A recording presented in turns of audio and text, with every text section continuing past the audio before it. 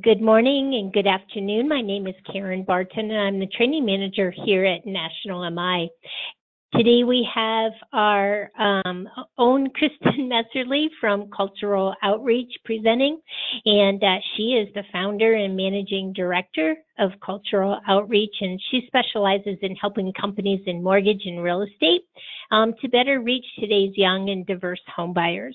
And as I said on the call earlier, Kristen has a ton of information that she presents on. She can speak to multicultural, multi-generational, and her social media skills are amazing. And she's done things on Twitter, Facebook, Instagram, and LinkedIn that would really give you a lot of tools to be able to better market yourself on the social media front. Her company is very diverse, and she does client compliance assessments as well as digital strategy. So with that, I'd like to welcome Kristen to our call today. And Kristen, the floor is yours. Great. Thank you so much, Karen.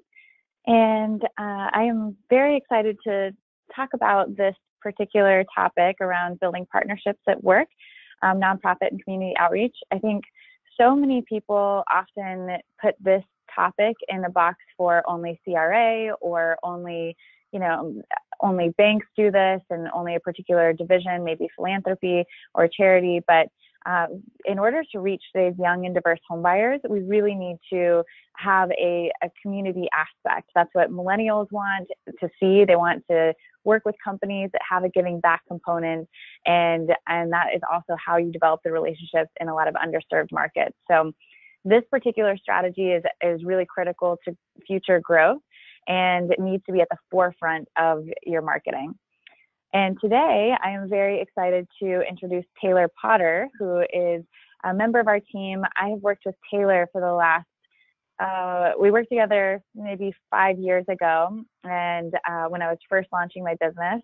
She is one of the most talented people I have ever met. She was the person who taught me how to run a business and how to be a speaker and a variety of things. But I want to share a little bit about Taylor's background on this topic in particular.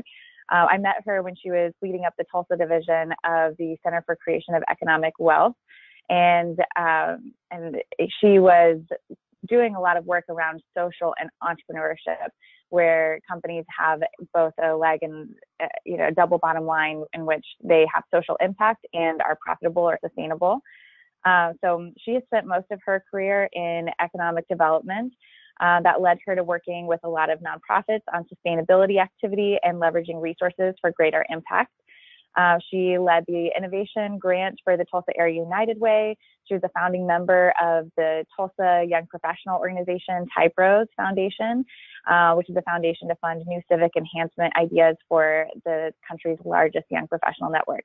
So those are just a couple attributes, and she'll be leading a lot of the conversation today. As Karen mentioned before, we love as much engagement as possible. So please bring up your examples, your challenges, your questions. You can type those in the question box at any time, and we will come back to address those at a couple different breaks in the webinar, but definitely have some time at the end. So to get started, I want to introduce our company a little bit. We provide, as Karen mentioned, lots of information around how to reach young and diverse markets. And with that, we do a lot of interviews and videos. So you can see all of those on our YouTube page and on Instagram. We're constantly updating our content there. And what I'm most excited to talk about related to new initiatives with National MI is that National MI and Cultural Outreach have partnered to release a new brand called M3. And so if you go to discoverim3.com, you'll see all of our updated content on a monthly basis, and you can access past content. So past webinars, like Karen mentioned, we've done webinars on Instagram, for instance. You can see that there, and articles, videos, handouts, and infographics you can access there. And on a monthly basis, if you subscribe to that newsletter, you'll receive a monthly newsletter that is very interactive. It's really cool. You can watch our interviews and read and click through the newsletter to access all of this information. And it's just it's a great thing to pass on to referral partners as well. So definitely check that out. And that's a good way to stay in touch with all of our new free content thanks to National MI sponsorship. This month, we did an interview with Hapen M, who leads up a really interesting nonprofit called FACE, and we did an interview with her that she gives some really great insight into nonprofit partnerships and why that's helpful for businesses. So check out that interview, and you can find that on discoverm3.com as well. So in this webinar, we're going to start by talking about, I'm going to introduce why brands should care, why companies should care about the nonprofit partnerships and community outreach. And then Taylor's going to get into talking about a traditional versus modern approach to collaboration. And we'll talk about specific instances, getting really practical examples to look at.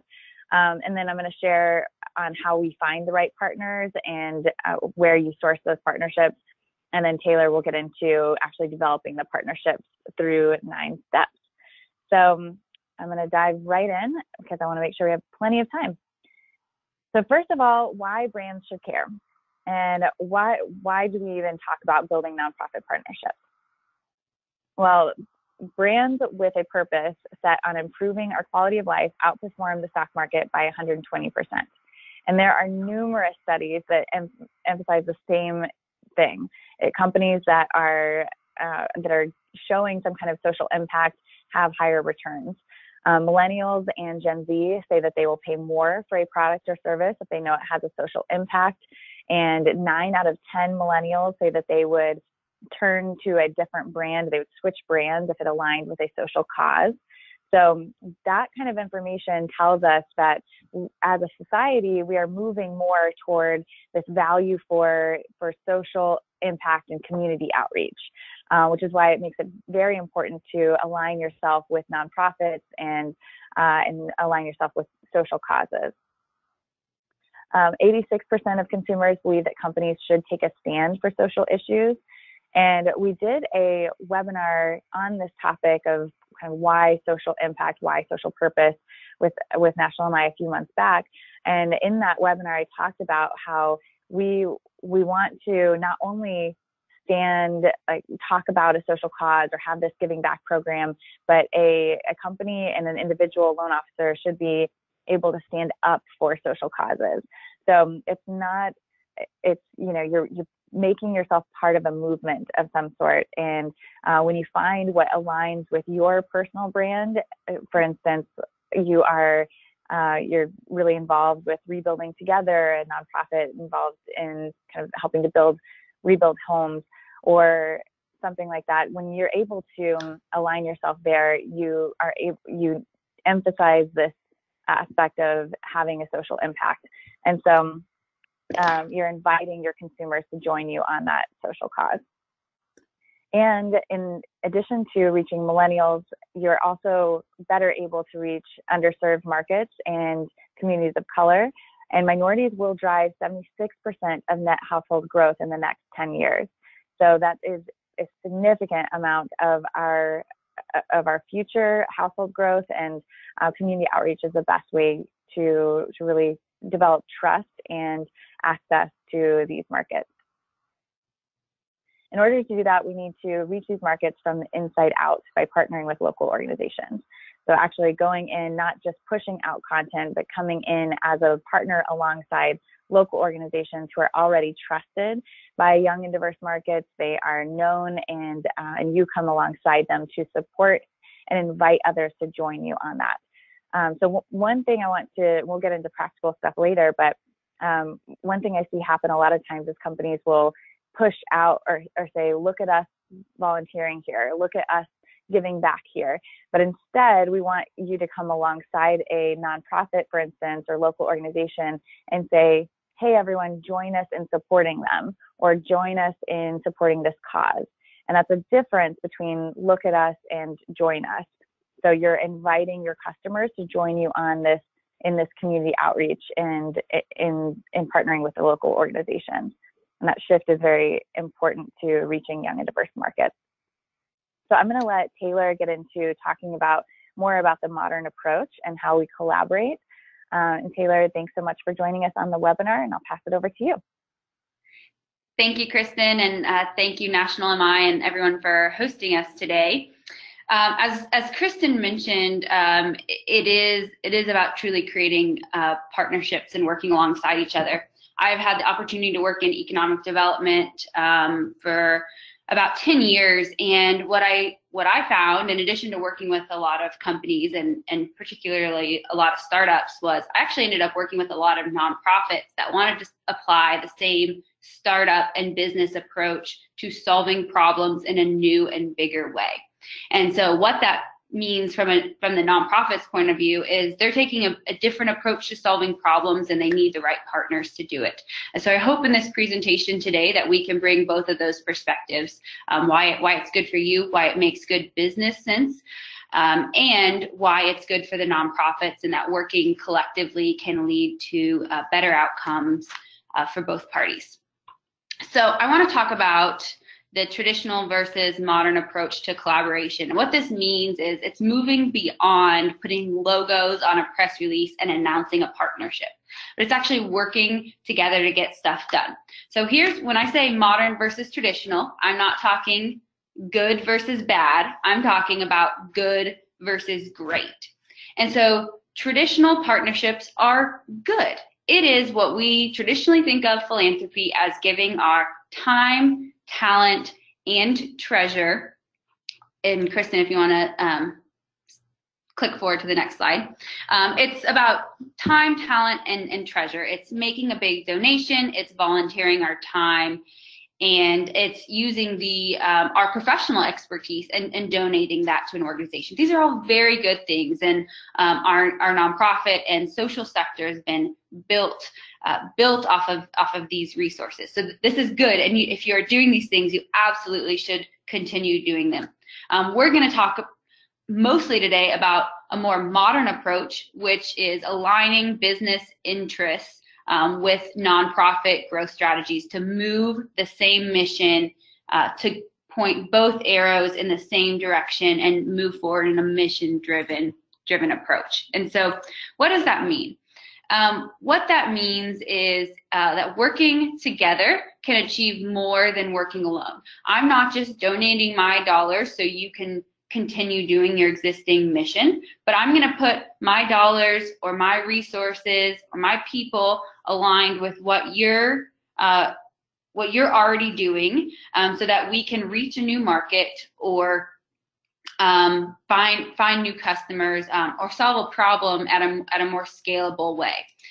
And what this means for for-profit companies is you're increasing the public image, and it's really a microeconomic public image. You're meeting customers and new consumers where they're at with the challenges they're faced.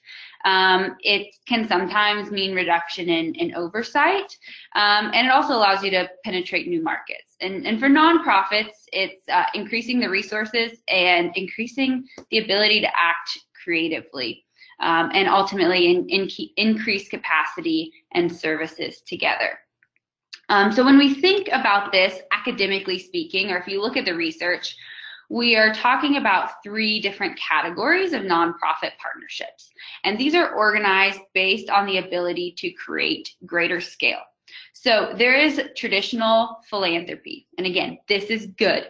You should continue traditional philanthropy.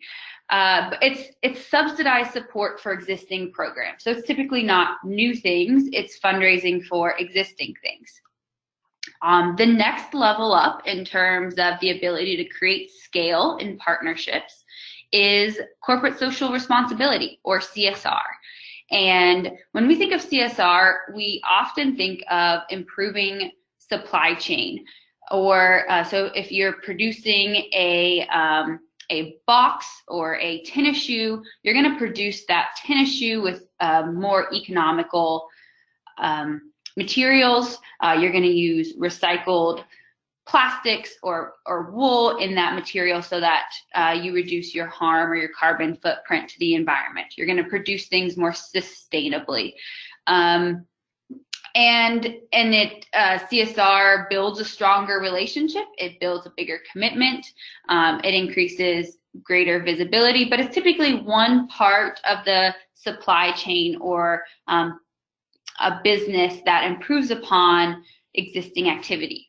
And really, if you want to look for a great modern partnership, we're talking about shared value. We're talking about shared value experiences that solve social issues at scale, that collectively a nonprofit and a for-profit can do more together than they would have been able to achieve individually. And as Kristen mentioned in the introduction, this matters because consumers are looking for brands that care. They're looking for brands that think about their footprint, and they want to know that the brand's resources, whether that be profit or people or processes, are being leveraged for good. And so harnessing the private sector with shared value opportunities can create new jobs. It can often create new products or new ideas that address critical need and bring much needed prosperity and resources to local communities. So we're going to provide a couple examples here, and we ask that in your question box, you tell us whether the example is an example of corporate philanthropy, CSR, or shared social responsibility, or shared value. So here's the first example from my hometown of Bartlesville, Oklahoma. Bartlesville, Oklahoma is home to the largest United Way golf tournament in the country. It's a town of 30,000 people, and $750,000 is raised for our local United Way each year. So if you want to go ahead and answer in the question box, is this an example of philanthropy, corporate social responsibility, or CSR, or shared value? And then Karen, when those answers come in, if you want to tally up the votes for us.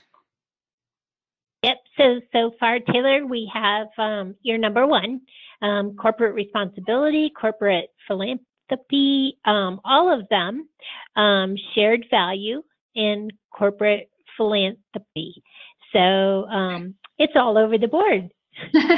All right, well, this is an example of corporate philanthropy. So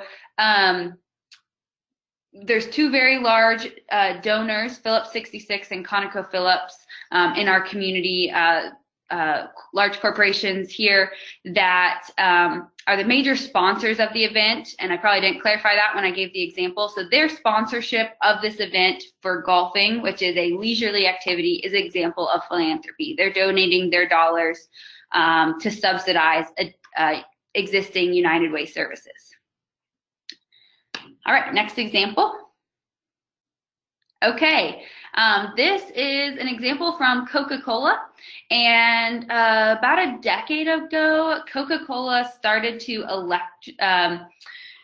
move their vehicle fleet to hybrid or electric vehicles to reduce their carbon footprint. So, is this an example of philanthropy, social responsibility, or shared value?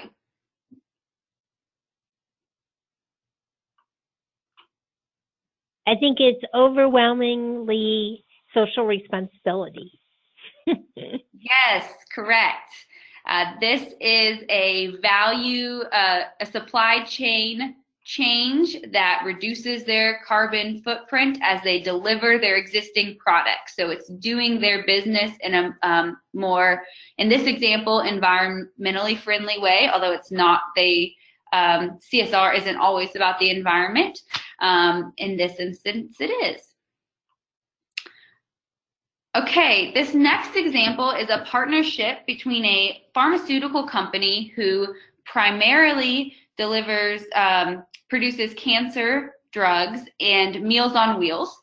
So when we think of Meals on Wheels, a national nonprofit, they generally deliver meals to older folks that aren't able to leave their home. And so it brings a nice face into their to their home at least once a week. But in this instance, Meals on Wheels and the pharmaceutical company partnered in order to bring meals to cancer patients that have just left the hospital after treatment. What is this an example of?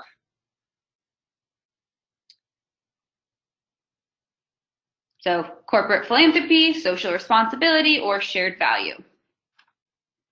Taylor, it's unanimous. Shared value. All right, great job catching on. This is shared value, and there's a couple things that stick out about this example. First of all, Meals on Wheels does not traditionally serve this patient population. So they have reached, because the pharmaceutical company has provided, in this case, it's their people volunteer and they provided the funding, they're able to reach a patient population that they typically can't. So great example of shared value. All right, here we have an example from the industry, and that is TD Bank donating down payment assistance to a nonprofit, NeighborWorks.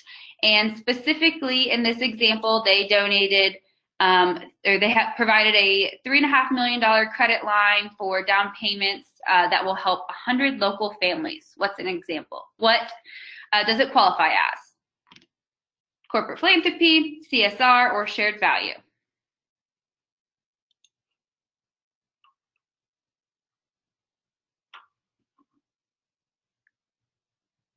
Maybe you could give us a hint, because the answers are all over the board. We've got them all. I am so glad, because as I pulled up this example, I have gone back and forth on the answer as well. And I think I said when I was explaining it that they donated, when in reality they offered a credit line that didn't already exist. And I would put this in the corporate philanthropy bucket and the shared value bucket. It hits a little bit of both. They are providing a resource that didn't already exist to this nonprofit. So in that instance, it's shared value, that it is serving an additional 100 families that the nonprofit wasn't able to serve already, and provides a new way. So it does straddle that line a little bit. So I'm glad even as an expert in the topic, I struggle with it too. So, all right, last example. Okay, so here we have in Chicago, Wintrust had provided a $40 million commitment to finance Habitat for Humanity homes in the Chicago area. I believe they're planning on reaching an additional 300 families a year, although I don't see that number right in front of me at this time. What's an example of?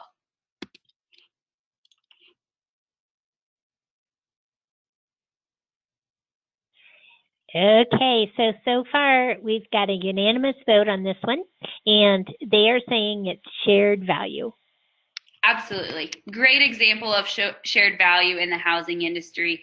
That Habitat for Humanity traditionally has not been able to offer below rate mortgages in Chicago, and so this partnership with Wintrust, they are able to do so and reach more people as a result. So great job. Thanks for participating in our examples. And I'm now going to hand it back to Kristen to talk about how you identify partners that align with your company and your values, and then we'll get back to the steps to tangibly developing that partnership.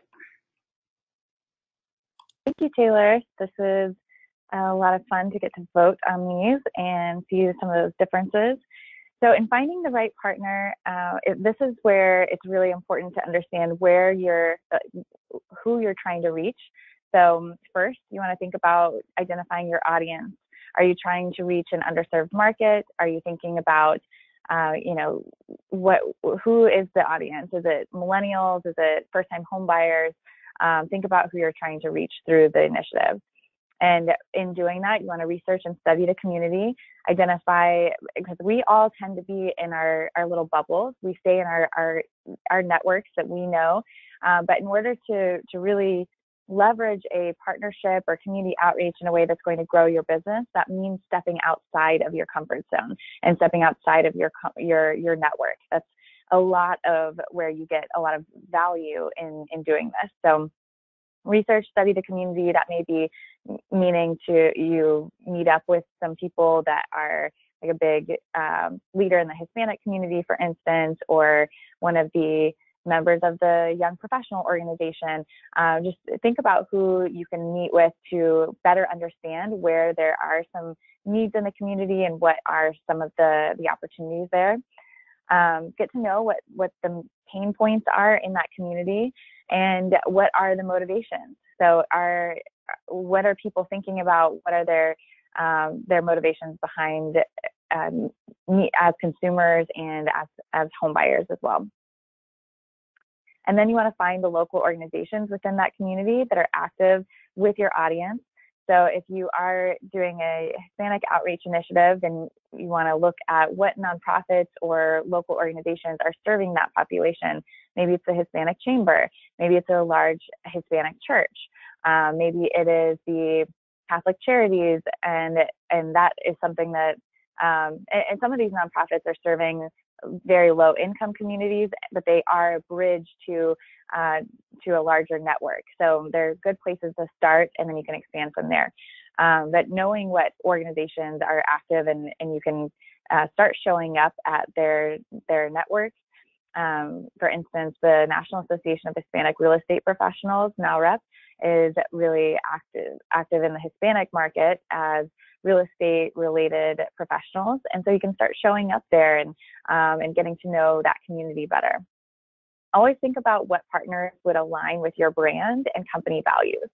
So you don't want to partner with a company that obviously doesn't really fit your brand or who even your personal values. But think about a partner that where you are going to you can identify causes that are beneficial and have social impact, like supporting Autism Speaks or a nonprofit like that. But having something that's housing related or specific to or doing some homebuyer counseling, those kinds of things are going to be very beneficial in really reaching your audience. And the partner also needs to buy into what you do. So you want to think about what value you're providing them. Are you opening a door to professionals, to education, to a particular, again, like shared value through that partnership? So really try to put yourself in the shoes of the partner before you start approaching them. You don't want to, or you just get to know them a little bit and identify, again, what those pain points are, the motivators, and then you can start talking about, hey, I think we have something here that we could do. We could co-host an event or et cetera. But think about it from both perspectives before you start really coming up with that's in your strategy building process. But brand alignment is very important. 92% state that brand alignment is the most important factor when selecting a partner.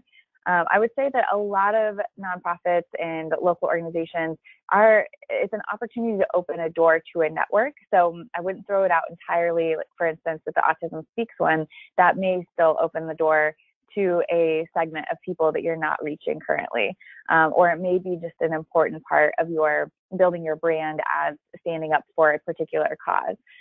But I think if you want this to be a partnership that grows your business, and you're being strategic about where you're generating leads and what is the ROI of this partnership, thinking about brand alignment is very key. So you also might look at, when you're looking at these organizations that you've identified, think about who they've partnered with in the past, or notice maybe in different markets, a similar organization has partnered with someone.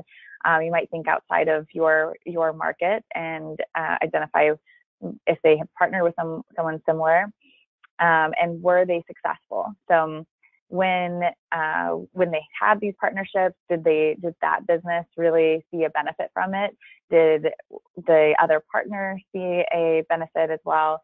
and what was challenging about those as well. So if you know what roadblocks may come in ahead of time, you can obviously not recreate the wheel, and you can skip over some of those challenges or decide it's not a good fit. And then another thing to think about is, what can these causes or partnerships do for your employees?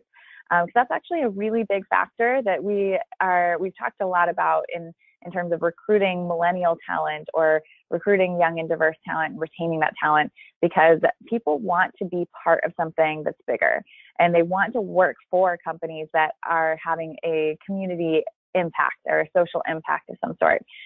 So getting your employees to have ownership over that, and having them vote on these organizations or participate in that selection process can give them a feeling of that serious involvement, and even feeling like they have ownership in the company in some way. So that allows you to get a whole lot more loyalty from your employees, and make sure that the partnership is really successful because your employees are involved in that. So like I said, engaging employees, more than 75% of companies consider how to engage employees when selecting a nonprofit partner. And that often is a strategy in and of itself, is just the employee engagement piece. So that was a quick overview of the selecting the partners. We have a handout actually that will guide you through that selection process as well.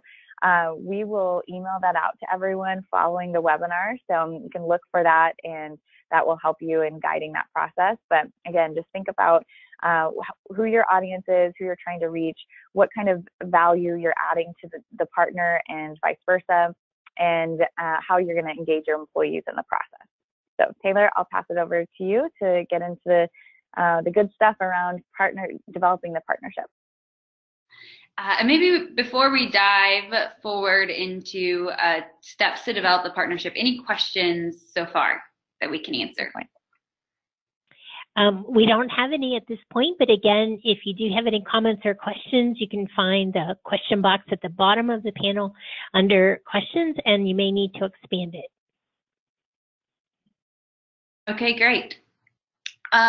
So if you're really looking for a shared value partnership, this is not a one-time donation and you can move forward with something else. It really is about building a long-term relationship. And so I think that's the most, and it takes effort. It takes some thought in the get-go to really lay a solid foundation for something great to grow. The tallest building in the world in Dubai, the foundation built down is equal to the size of the building above the surface. And so developing a partnership is really about developing the strong foundation, and that starts with building trust with each other. You need to know and believe in the mission and the problem that your nonprofit is trying to solve, in addition to the nonprofit believing in you and the way your company does business and the products and services that you offer. I was advising a nonprofit that had an incredible grant opportunity from a multinational food company that she didn't believe in the way the food company did business. And so she really struggled, and at the end of the day decided not to move forward working with them because she felt like they were in it for the wrong reasons. And so really building trust on the ground level is step number one. You've got to believe in each other. Once you've established trust and you've identified a partner or set of partners that you're interested in working with, the next step is to cast vision. And that's really understanding the why. What's in it for you? What's in it for them? Why are you doing this? What problem are you trying to solve over the long run? Are you trying to reduce homelessness? Are you trying to help people build wealth? What is the problem that you're solving? And identify what some of those short-term and long-term goals look like. So that also can help you align between understanding what the opportunity is. So the most successful partnerships are going to create something new. It's a new initiative. It's a new market, like the Meals on Wheels example. or it's a new way of telling the story that hasn't been told. And then you want to work together and decide, is this a 1-year partnership? Do we think it's going to take us 5 or 10 years to solve this goal? And are we in it together for that amount of time? Again, these goals often aren't set overnight. They're set over a number of conversations, happen over months and sometimes years it takes to get there. But once you are able to identify some clear goals, you want to identify what success looks like. And so this is really the what's in it for them and what's in it for you, taking it a step further and really being honest and transparent about why you're in this partnership. So saying that you don't care about drumming up new business when your intention is really to do just that is not going to lead to success in a long-term relationship. You want to clearly state your goals, both as a company and as an individual, and decide the immediate steps that it's going to take to reach those goals. Ultimately, you're asking the question, what are we trying to achieve together and why? So after you've got the big picture, after you have the why, you can start discussing the how and what. How are we going to do this, and what resources do we need to do that? And then ultimately you have to set expectations around 3 important topics: communication, logistics, and conflict. So we're going to dive into those. Every organization has unwritten rules. And so if you're working across organizations, suddenly you're working with a new set of unwritten rules, and it's important that you spell those out from the beginning. I have an exercise that I use with any new team, whether that's internal or external. I call it a personal framework. What the personal framework it does is it talks about what are your incoming strengths, weaknesses, pet peeves, working style, communication. You want to do this with any nonprofit or organization that you're looking to build a relationship with, because what happens if it's standard for the nonprofit office to leave at noon on Fridays, and it's standard for your office to be answering emails till 8 p.m. on Fridays? That can create conflict in the long run that doesn't speak to the ability to solve or care about the mission in the long term, rather a working or the organization culture that's present. So you want to be able to have understand each other's working styles and ways decisions are made and who makes decisions. So we've got a great list here of things to think about on the onset that I would be that you should actually sit down with the partner organization and talk about. Next, it's logistics. So who is actually going to be responsible for what? In the Wintrust example we gave, who's the point of contact when Habitat is able to qualify a new buyer, and what are the steps to that process? So this is really lining out the how behind the work that's going to get done. And as a company, you need to communicate this within your department, but also more widespread, and Kristen's we'll cover sharing that story towards the end of this. But you want to make sure that your team feels involved, but you clearly understand who's responsible for achieving which goals at the end of the day. And lastly, it's understanding how to manage conflict. So typically have conflict in our own workplace, let alone when you are working closely with someone from another workplace. And so don't let conflict go ignored. Manage it, and ultimately I think the best thing to remember when you're working in a partnership is assume good intent. Go back to the mission and the why behind what you created together and assume good intent. Maybe acknowledge the issues and work through them so you can get back on the same page and continue to move forward. So step 5 would be to really look at the resources that exist in both organizations and understand specifically what assets are going to be utilized to work together. You want to be collaborative, and so likely the nonprofit is going to have great insight into the community, have boots on the ground, know how their customer base is going to respond to new initiatives. So make sure to listen and trust their input and rely on their expertise, and really value the relationship for what it is, and value the expertise that you bring to the table in addition to the work and the legacy that the nonprofit has with the partners and with their customer base.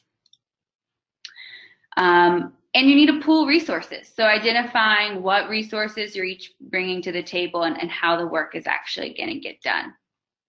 Next, step 6 is starting small. This doesn't have to be the $4 million investment announcement overnight.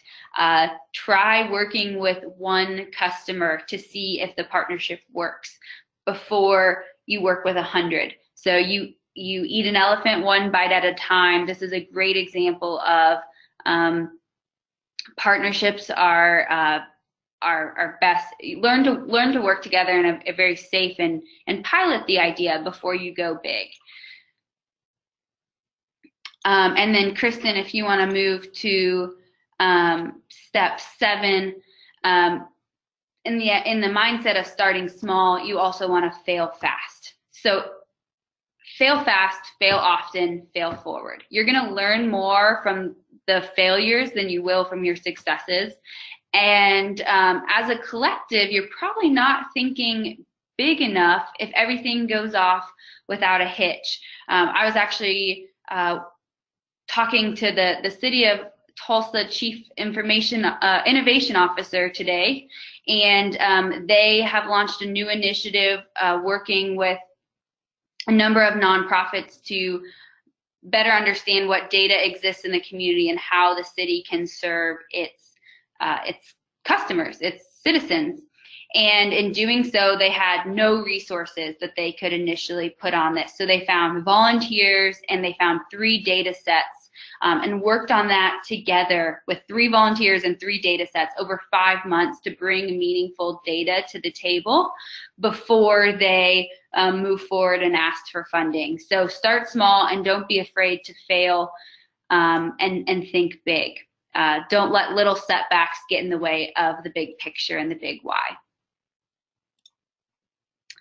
And last but not least, take a portfolio approach. So Kristen mentioned we have a great great handout that we will give you about nonprofit partnerships and identifying the right partners. This doesn't have to be one size fits all. It's not just about finding one partner, but consider a number of partners that you can work with. Start with one, start to cultivate a second, and sooner rather than later, you'll realize as you look around your client base that you've been able to work in the community and create some meaningful partnerships that might not otherwise have existed. And you'll learn from each partner. You'll learn about their customers. You'll learn about their challenges. And at the end of the day, be able to see a greater collective reward as a result. And last but not least, you want to be able to share and communicate this story. And Kristen, who is a fabulous storyteller, will dive a little deeper into that. Thanks, Taylor. So once you have the partnership and you are documenting that success, you're moving forward with all of that, you want to share your story. And this is what, we do whole presentations just on the storytelling piece. This is where I see a lot of things go wrong, I think, or just are a little bit off, because it can feel uncomfortable to advertise the fact that you're giving back in some way, or it can feel uncomfortable to talk about something good you're doing because we're taught to kind of be humble about that. But it's very important that you do that. And this is what I was talking about at the beginning of this presentation about how when we share our story, we're inviting people to join us in that movement. So everything that is, like, a lot of companies today that are very successful are those that are supporting some kind of social cause or movement. And so you can do the same thing when you are announcing a partnership. You can talk about, announce the whole partnership, and we'll talk a little bit more about that. But also, when you have a volunteer day, for instance, then you're inviting people to join you with that, or you're spotlighting the nonprofit, and you're talking about them or talking about the cause that you're supporting. And if it's a shared value thing, you're still talking about spotlighting the local organization or a particular cause. And that way you're shedding the light there, but you're still telling everyone, hey, look, we're a giving back organization. And you're sharing your story. So that is a really critical part. So build your PR strategy very strategically. That makes sense, strategy, strategic. But really be careful about this, and promote your successes. Promote those as not look how awesome we are, but look how awesome this partnership is, or look how awesome this nonprofit is, look how successful this cause is, join us in that. Also look at community influencers and voices that you can get to talk about this. What a huge area that we've been working on with companies. By the way, we help companies with nonprofit partnerships and building these PR strategies. So if you ever have questions or want help with that, we're always around and happy to help with that. But one of the things that we found to be very successful is this branded video or documentary style videos where you interview someone from the nonprofit or from the community and share their story. So it's getting very individual, and then they are, if that is an influencer or someone who has a big influence over your audience or your target audience, then you get them sharing that content as well. And so that's a really great way to expand your network and get more out of the partnership. What we don't want to happen is have this partnership take place, you have big successes, but then you're not getting the exposure that you could. And I think so many businesses really leave a lot on the table when they think about their partnership and their strategy, because they're not telling that story. So community influencers and voices, even just tagging people and the nonprofit or local organizations in your social media posts can go a long way as well, and asking them to share those posts.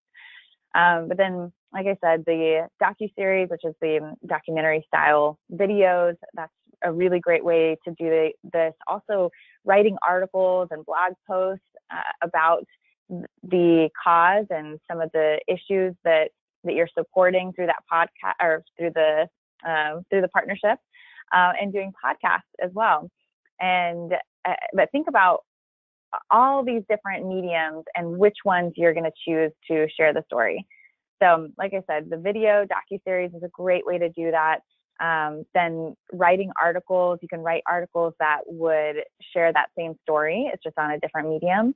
Or you can write articles and blog posts that are talking about something else around the cause. A white paper, at least every now and then, or one per partnership, or one per year, maybe quarter, that talk about the cause you're supporting is a great foundational point as well. But just when you do that, I would really recommend you pair that with video, because people are watching a lot more video, keeping those videos pretty short as well, but you can point people back to the white paper. So I think that's a good foundational piece, but definitely not a standalone. And then the podcasts can be interviews as well, just to make sure that those are very high quality. And but again, a good way to bring in influencers and other voices that will share that this kind of content and get you more exposure as well. So showcase stories that show impact. Try to be as positive as possible. We can bring attention to a cause or a problem in maybe the community or that you're supporting through that partnership, but definitely showcase successes in your news strategy and in your media strategy. Also, make sure you're updating this information on your website. So clearly state your mission for the partnership or the partnerships, and highlight your partnerships and community commitments on your website, and then showcase stories there. So I really think that you should have a whole section of your website devoted to community outreach. And we were working on this with a client where what we found to be best is to showcase your mission first and your kind of commitment to your community, and then below that showcase partnerships that you have. Maybe to start, it's just some company or nonprofits that you're supporting, but you are outlining the ways that you're supporting them, and maybe focusing primarily on who they are and who those nonprofits or local organizations are, so that you're kind of inviting your audience to support them. So that way you're showcasing your partnerships, but you're also being able to not look like you're too self-serving. And then, of course, get social. So make sure you're sharing these, and this is a great way to get more employee engagement as well, having them share posts about the partnership, getting them, just have a constant stream of social media content on these partnerships and on your community outreach initiatives. This is such an easy way to get more exposure. And again, millennials really want to support brands that are giving back. So, and millennials and everyone is on social media. So make sure you're sharing that there and getting engagement and showcasing your partners through social media. It's a great way to get a bigger following by tagging people and getting them to share this content. But it also allows you to showcase your giving back as well. So I would like to open it up for questions if we have any. And again, if you have questions following this, we are always happy to answer those. We have expertise in nonprofit partnerships, particularly in the mortgage industry, and are happy to facilitate those or help with telling your story or any questions that you have.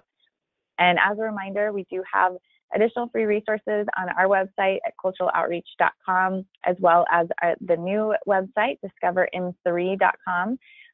If for some reason you're having a firewall issue, I heard that we had someone that maybe their company was blocking this, but you can always email us and we'll subscribe you to the newsletter, so that at least you're getting that content through the monthly newsletter, which is still a really great resource as well.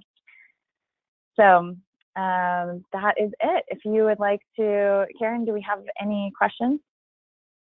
Thanks, Kristen, and thanks, Taylor. Great information, and we do. Paul said, if I, as a lender, have a lot of realtors that I can help gather together for volunteer days, what would be a few nonprofits that would work well? Great question. I will start with this, and then Taylor, if you have anything to add. I think it very much depends on your market. And again, going through that process of thinking about who your audience is, all of that. But we find that most markets have a Rebuilding Together, and we spotlighted them last month in our content. So if you want to check out, or maybe it's this month, I don't remember, but we've been focusing on them. I can share more information, but they do some really cool things where you go out and help to fix up a home, and they give you the tools and the training and all that. So it's a really fun activity.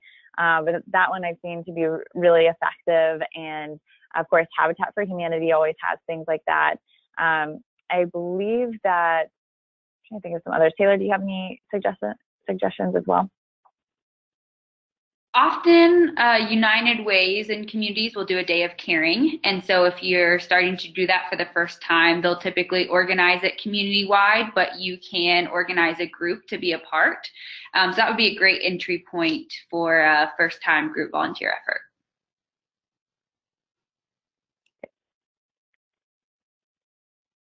Any other questions?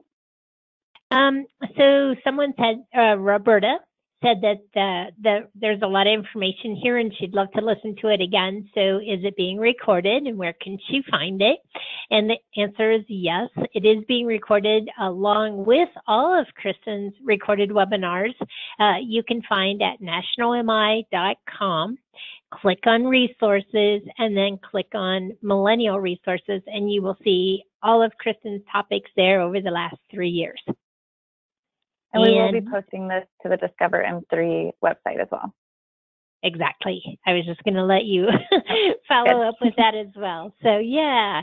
And then again, the handout that you mentioned, it is also attached to the panel at the bottom under the handout section there. It did come through. So I was able to attach that. So that's there too if you wanted to download that real quick. Otherwise, Kristen will be sending that out tomorrow. Other than that, Kristen and Taylor, it looks like they are digesting all of the great information, and I hope that everyone has 2 or 3 good takeaways that they've got today that they can go out and start implementing right away tomorrow. So, Kristen and Taylor, thank you so very much for joining us today, and everyone have a great afternoon. Thank you so much. Thank you.